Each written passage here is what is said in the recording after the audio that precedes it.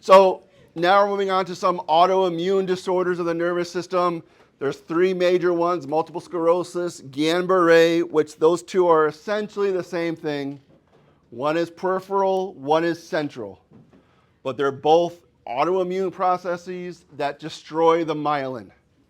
And then finally we have myasthenia gravis, which we talked about earlier because it destroys the postsynaptic receptors for acetylcholine. So again, think about your charging cable right at the end. It all frays at the same part because of the bending, it turns into that. And then when your wire does that, it's not going to charge well anymore because the insulation's lost. Same exact thing that's happening here on the nerves. So multiple sclerosis is an autoimmune disease causing inflammation, exacerbations, and remissions. They have flare-ups. And then when the flare-ups do better, then they're okay. Each time a multiple sclerosis patient has a flare-up, that means a new plaque was formed. Multiple sclerosis is a disease of time and space. Just like Dune, right? Time and space. Time, when does it occur? Space, what part of the nervous system is that plaque forming? Because wherever that plaque formed, whatever innervation occur in that area, those are the symptoms that they're going to have. Depends on where. Etiology is unknown. There are some genetic causes. Environment, okay, hot baths sometimes can cause an MS flare-up. Severe exercise, stress, those can cause MS to flare up. Common in Scotland, Scandinavia, Northern Europe populations. MS is stronger or more prevalent in those populations. Prevalence of MS in United States, higher in whites, more women than men, and the diagnosis between 30 and 40 years old. So that's a little background of multiple sclerosis. So symptoms, location and severity can be different. Again, damage can be anywhere in the brain or the spinal cord. And wherever these plaques form, this damage occurs, again, that is the part of the symptom that you're going to have, wherever it causes issues. The flare-ups can last days, weeks, or months. Again, they're called remissions when they are stable and asymptomatic. Here are your triggers for MS. And again, it is common for the disease to return, and that is the relapse. But the disease internally can still get worse before you have another relapse. As the disease progresses, the relapse happen more frequently, less time in between of remission, and it just gets worse and worse. Again, it's an autoimmune attack on the myelin of the CNS neurons only. Guillain-Barré is the peripheral one. So make sure you remember, MS is central. Okay, we get inflammation of our neurons in the CNS, resulting in plaques. And plaques destroy myelin by scarring, and that's called gliosis, is when the neuron gets scarred. Plaques accumulate in that brain and spinal cord, particularly on the optic nerves. So you're going to have double vision. Optic chiasm. Where do you lose vision loss with a optic chiasm compression? Peripheral. You become tunnel vision. Bitemporal hemianopsia, okay, through the optic chiasm. So you see wherever these plaques form, that's where you're going to have the symptoms. Neuronal bodies may be spared, but the axons will degenerate. This is an axonal problem, not a cell body. Remember, this is myelin. There's no myelin on the cell body, so cell bodies are okay. Injury is focal in nature and selective. It just happens whenever a new plaque forms, then you get symptoms. Clinical manifestations, again, each exacerbation reflects formation of a new demyelinated plaque. So every time they have a flare-up, a new plaque formed. Some examples of symptoms they may have: musculoskeletal problems, loss of balance, numbness in certain areas, problem with coordination and walking. They have a tremor or weakness. Visual problems, double vision. Yes? So you said Well, because remember, you have demyelination occurring, but until the demyelination gets to a point where it becomes a problem, then you won't feel it until it gets severe enough to lose transmission. The plaque doesn't happen overnight. It takes time for the plaque to develop, the demyelination to occur, but once you hit a breaking point, then you have the symptom flare up. That's what I mean. It's still progressing. The plaque doesn't happen overnight. They take time to develop. Vision problems, fatigue, depression, dizziness, and then here's your summary slide of the different symptoms that they present with regarding multiple sclerosis. The next one is acute GBA, or acute idiopathic polyneuropathy. Acute, sudden onset, idiopathic, we don't know why it happened. Polyneuropathy, multiple areas are affected. Multiple nerves are affected. Acute, rapidly evolving, fulminant polyneuropathy, autoimmune in nature, may occur with or without sensory problems, was implicated with vaccine administration. So it's a lingering question. Have you ever had GBS, especially if you gotten a flu shot? They're going to ask you, have you ever had GBS in the past? Because they're not going to give it to you again because there may be some cross-reactivity. No issue with meningococcal vaccine, H1N1, slight increased risk, and so forth. There are three main types. The most common, again, demyelinating polyneuropathy. Demyelinating, we're getting rid of the myelin. There's acute motor neuropathy or a sensory or this Miller-Fisher syndrome. Don't worry about any more detail for it. Usually after a triggering event. So find out what happened prior to them coming in to see you. Now they're having this lower extremity weakness and motor paralysis and they can't walk. What happened in the month prior to them coming to see you in the hospital? 70% occur after an acute infection, GI or respiratory. Campylobacter jejuni is the big culprit. So remember that one. Campylobacter jejuni is the big one that causes GBS. Again, autoimmune attack of the peripheral nervous system to demyelinate it. And here's your Campylobacter jejuni again. Anti-angioside antibiotics, and they attack and destroy the myelin sheath. Basis for the flaccid paralysis or weakness is conduction block. You can't get the signal from the spinal cord where the synapse occurs with that lower motor neuron. That nerve is frayed and destroyed. The signal won't get to the muscle, or it'll be very intermittent. You'll get some signals will go through and some don't, and that's why you get spasticity going on. But demyelination, loss of function because the transmission of the nerve cannot get there because you're demyelinating the neuron. Clinical manifestations. This is important. I'll put it. Now I just deleted the whole thing. Okay. Anyway, I'll go back to the pen. Okay. Bilateral symmetrical ascending paralysis. Starts in the toes of the fingers, then it's in the hands and the foot, then it works its way in the ankle, and then the leg, then the upper leg, and so forth. It's an ascending paralysis. Rubbery legs, paresthesias, evolves over a few hours, a few days. Legs are most often affected than the arms. 10 to 30% will require mechanical ventilation because the muscles of the respiratory system are affected as well. Okay, so you gotta be careful. Anyone with GBS coming in, watch for airway. Make sure it's protected. Make sure they can breathe on their own. If they can't support their breathing, you gotta worry about ventilation or airway management. Pain with movement, reflexes are gonna be diminished. And autonomic dysfunction is gonna occur in about 70% of these patients. So autonomic dysfunction, cardiac arrhythmias, hypotension, lack of bowel function, paralytic ileus, okay, the bowels won't move anymore.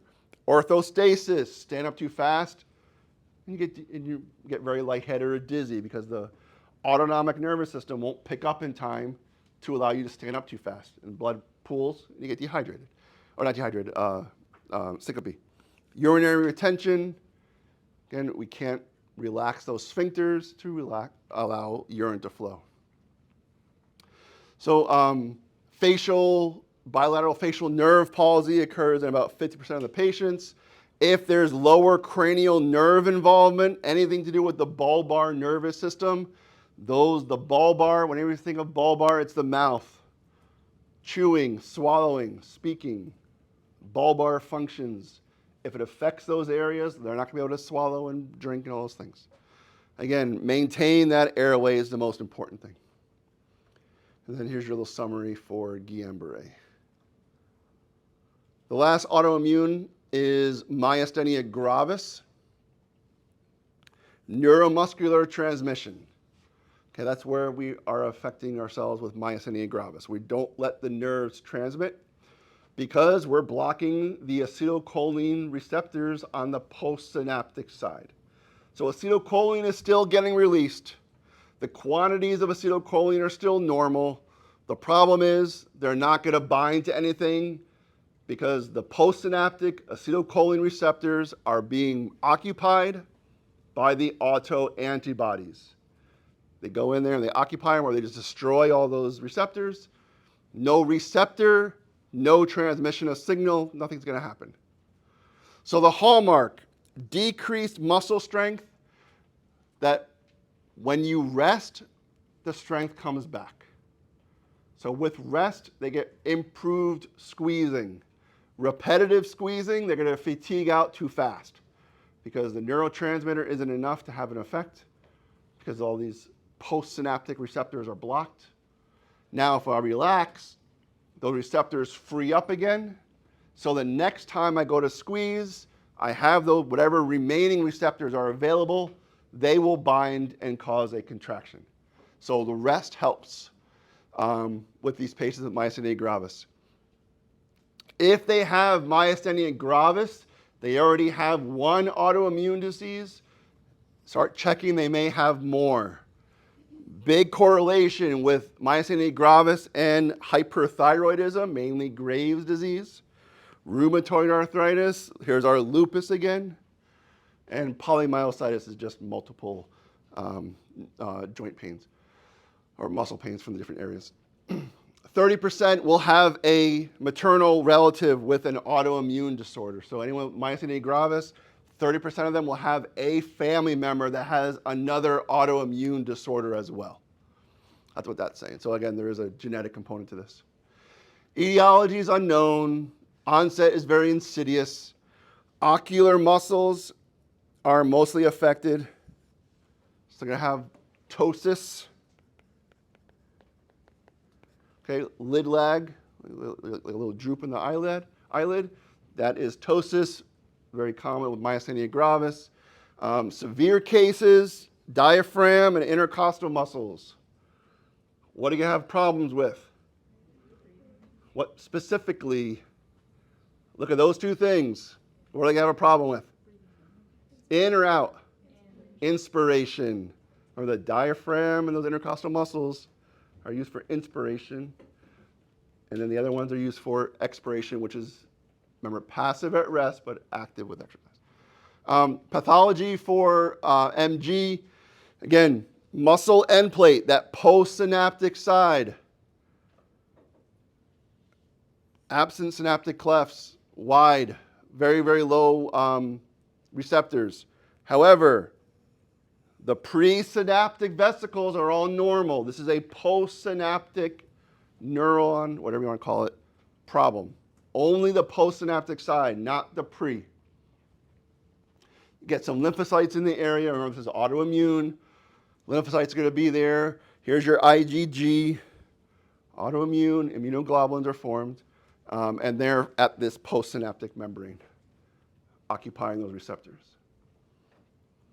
Okay, so acetylcholine stays the same. These autobodies build up and block the nicotinic receptors. And if you block the receptors, the real thing that's supposed to stimulate it can't get there because it's blocked. And therefore, acetylcholine doesn't have an effect, and you can't squeeze or whatever motor function you want to do, it's not going to work. Okay, so what happens with these patients. Decreased response to acetylcholine at the postsynaptic side, always post, and decrease in the number of receptors. Is that considered down-regulation or up-regulation? Okay, we're down-regulating. Okay, antibodies continue to block acetylcholine binding and receptor activation, and obviously we're going to destroy the postsynaptic region. And that's what happens with myasthenia gravis. If they lack the autoantibodies to acetylcholine receptor, there are other things that can cause it as well. Just remember MuSK. You don't really know anything else about it. That MuSK is another type of muscle-specific receptor tyrosine kinase, not after Elon Musk, although he may want to claim that it's after him, who knows. But again, it's another mediator of acetylcholine receptors. Don't go into more detail with that. The main one is the anticholine receptor antibodies, the biggest one. So you can see here, the purple Y is the antibody, and they start going into this area here, and they start binding to that motor end plate. Okay, so that is what's going on with myasthenia gravis. Now, normally, normal, healthy people, repeated stimuli of a motor neuron, each amount of acetylcholine released declines with every successive stimuli. So if you take a hand grip and you squeeze your hand multiple times, every time I squeeze my hand, repeatedly, each squeeze, less acetylcholine comes out with every neurotransmitter.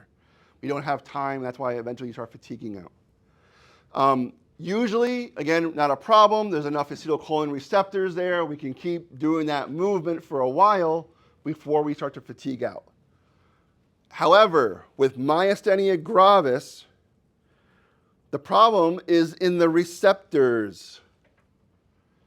So we have a decreased muscle active potential during repetitive nerve stimulation. Muscle fatigue with sustained or repeated activity progressively weaker. So they fatigue faster than normal people because they have blocked acetylcholine receptors. So yeah, we decrease every single time, but we still, in a normal person, you still have enough receptors there to handle repetitive movements. With myasthenia gravis, they lack the receptors, so you already have diminishing acetylcholine in every successive squeeze, compound with they don't have an effect on anything, reduction in movement, fatigue faster. So here are some clinical manifestations of myasthenia gravis. This is the ptosis. That's what that is. Diplopia, usually the first symptom. Extraocular muscles, I can't focus on the object. Difficult with facial expressions, difficult chewing, swallowing, and talking. If, again, those are the areas that are affected by the myasthenia gravis. Can be widespread throughout the body. Here's another important thing. With myasthenia gravis, no sensory or pain components. Sensory is okay, but it's all motor. Okay, another one. Anyway. Okay, moving on to epilepsy, so seizures. Okay, 1 in 26 people in America will develop epilepsy. Epilepsy is not, when you think of seizures, epilepsy means you have to have repeated seizures. It's not just, you can't be epileptic and have one seizure only. Epilepsy implies you've had multiple seizures, not just one. Cause of epilepsy, abnormal discharge of cortical neurons.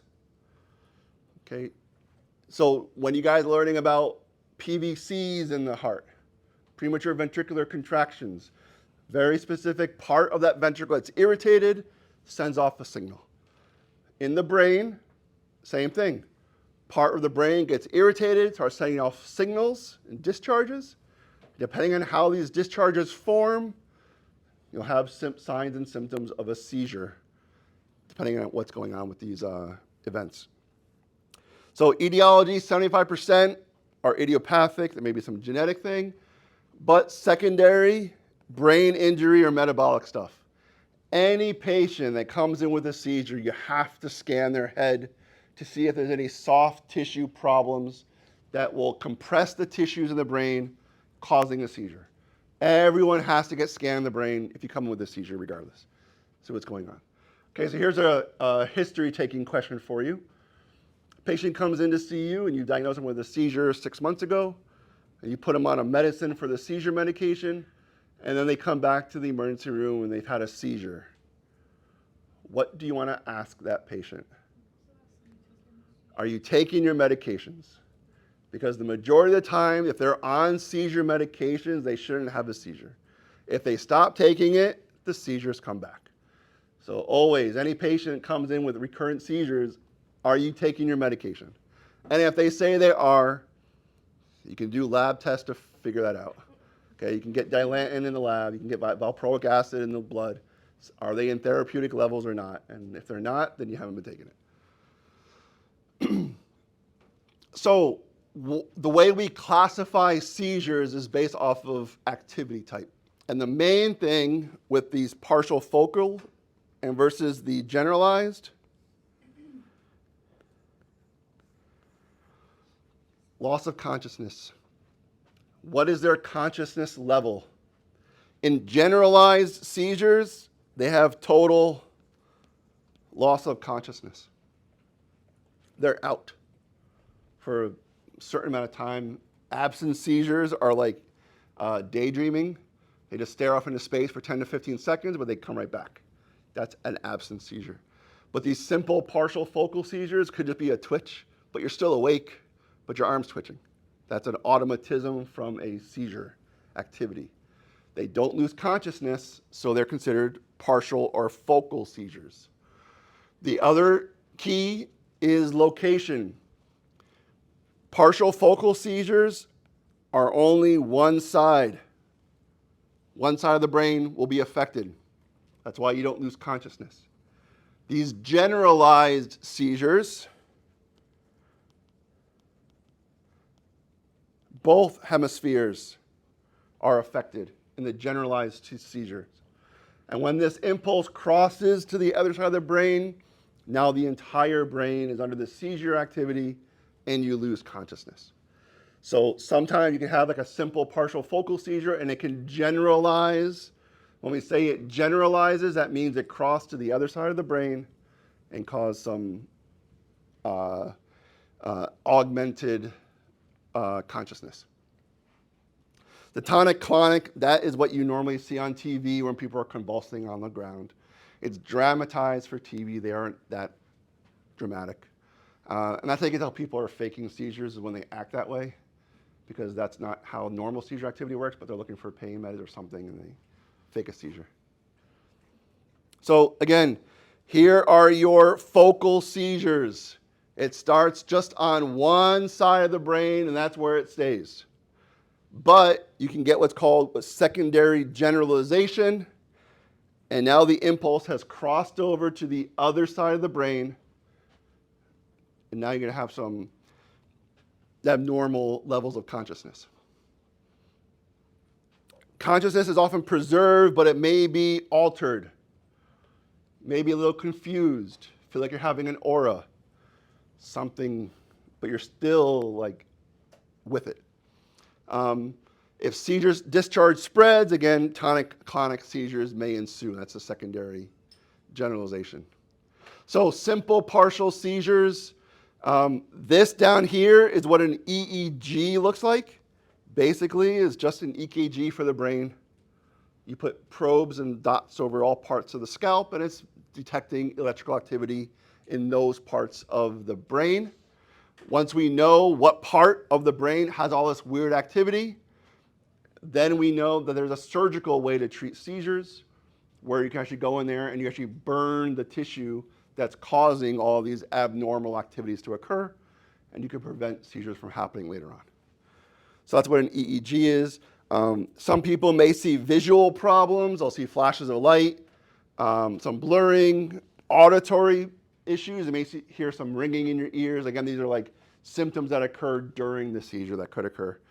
Somatosensory issues, they may get some tingling on the face or side of the body. Focal motor, they have movements. Something is moving. They're called automatisms.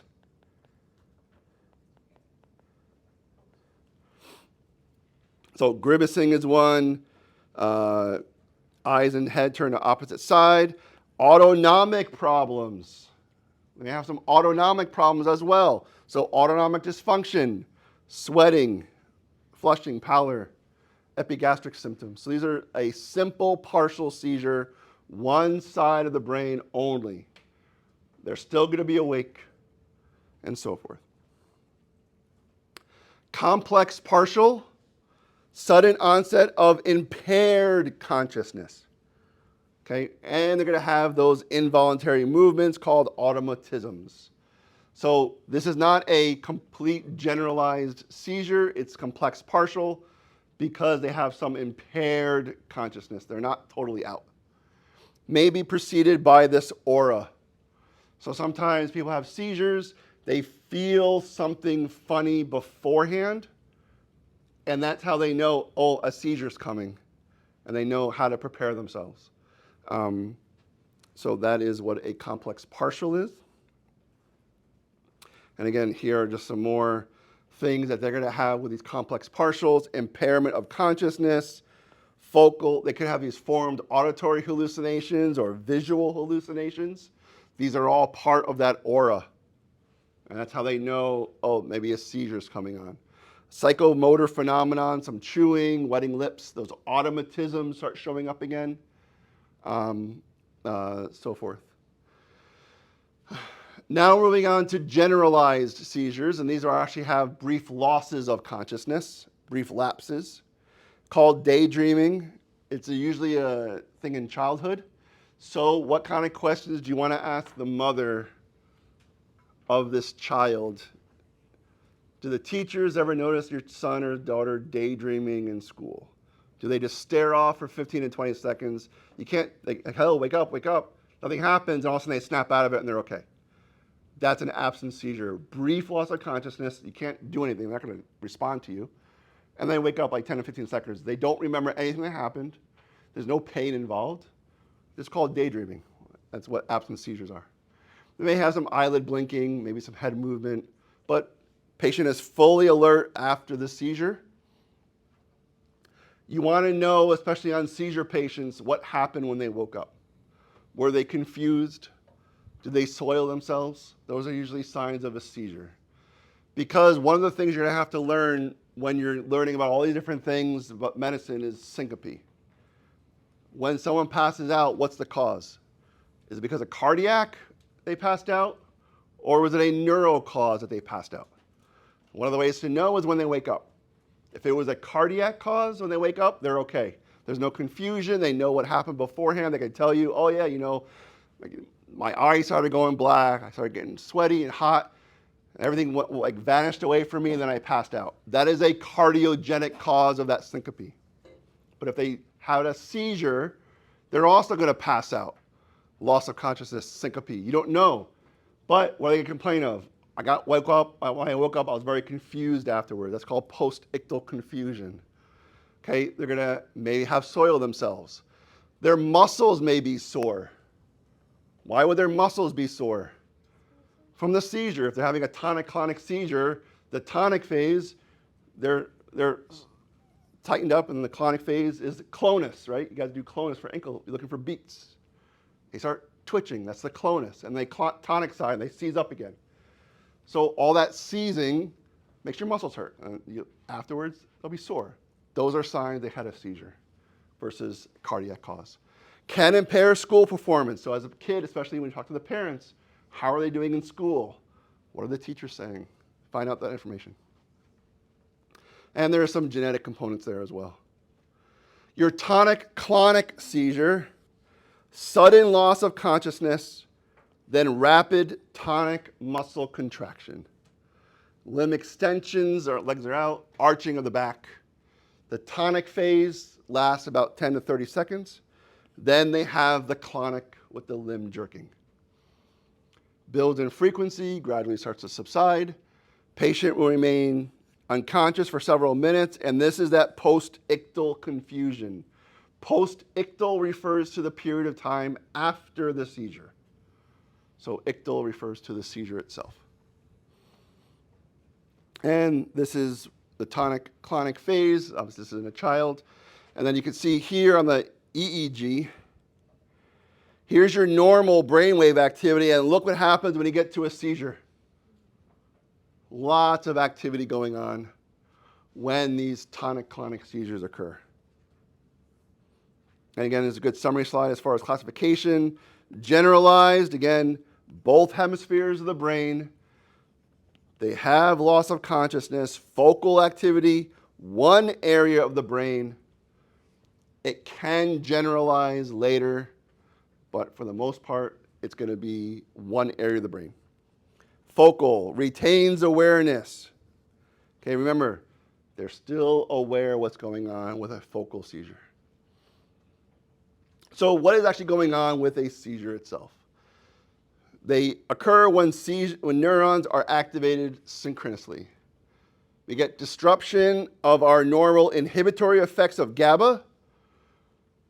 Because our inhibitory pathways are deficient, all of the stimulatory ones are going to go crazy.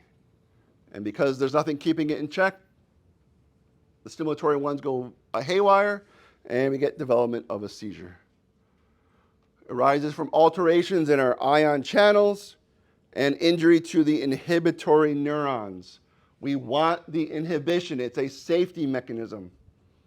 And when you don't have it, things go haywire. You get seizures, because nothing is keeping that glutamate controlled.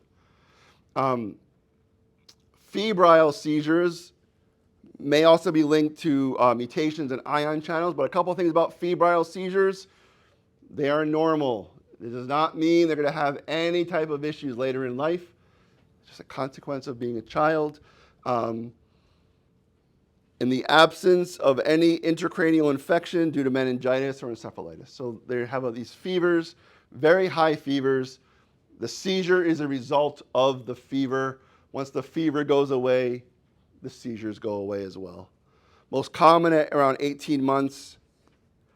1 to 2% of those patients will have a lifetime epilepsy risk, though. So if you have a febrile seizure, you may develop epilepsy much later on. And you want to do a lumbar tap, and you want to see what's going on. Remember, seizures are not normal. Why do they have a seizure? And we'll stop here, and we'll pick up dementia. And so on Thursday, we'll finish neuro, and we'll do the review on Thursday. See you guys then.